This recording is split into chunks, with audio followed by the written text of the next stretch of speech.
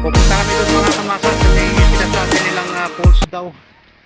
Tubig na nanggaling sa itaas ng bundok. Marami daw pong nagsuswimming doon mga kamasa. Ayan.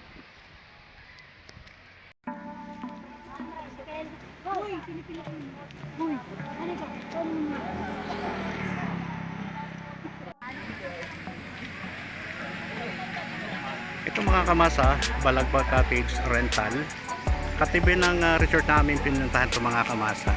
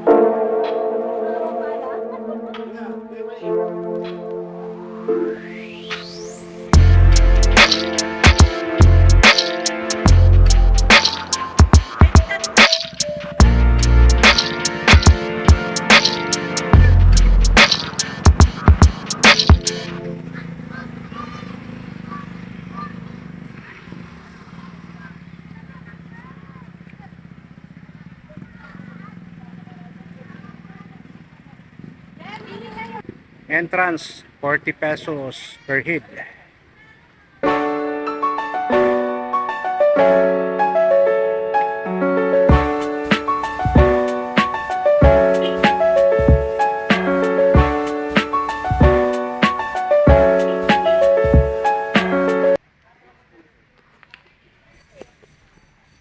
Ayan, dyan tayo nagbabayad ng entrance sa mga kamasa. 40 pesos.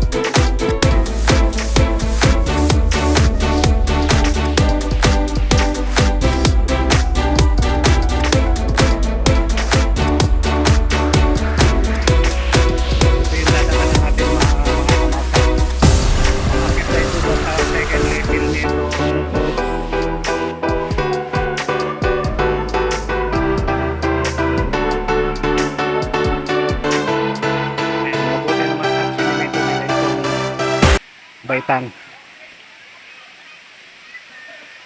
Yun, bawal magkalat. Bawal magdala ng pagkain at anumang uri ng inumin. Multa, 500. Ay mga kamasa, doon tayo nagagaling. Oh. Di ba ba yan? Ayan. Talagang maraming dumaday dito.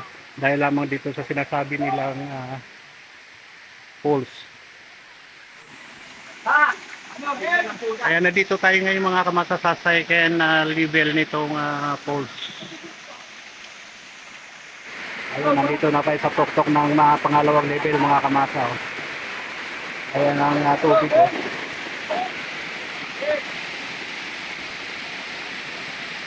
Akit pa tayo doon kamasa, pangatlong level yan. Ayan, dito tayo mga kamasa sa pangatlong level ito, no? Oo, medyo matasanga talaga ito, medyo humihingal po ang inyong lingkod. So, yun, marami rin po naliligo dito. Dito po sa third level nitong falls na ito, meron ding mga umakit dito mga kamasa. Eh kung nakikita po ninyo, meron dalawang bata na ayun sa tuktok. At nagpapatama ng tubig na bumabagsak. Oh. Babalikan natin mga kamasa magmula rito sa third level nitong falls na ito. Babalikan natin yung pinaka ground. Ito mga kamasa. Ayun mga kamasa. Oh. Ganon po katas ito. Kung nakikita nyo po, yun ang pinanggalingan natin. Galing po tayo sa ibaba at dito po tayo dumaan.